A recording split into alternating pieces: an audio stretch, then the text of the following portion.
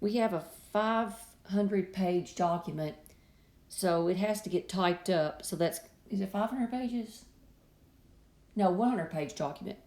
So 100 pages times $5 for it to get typed up the first time. And then revisions are $3 per page. And it says 40 revise only once, 40 pages. So that would be 40 times only one revision. So that would be 40 times 3. And then I've got 10 revised twice, 10 pages.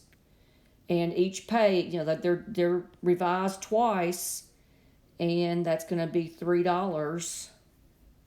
Actually $6 per page because they did it twice. And if you if you multiply and add these up, you get a total of $680.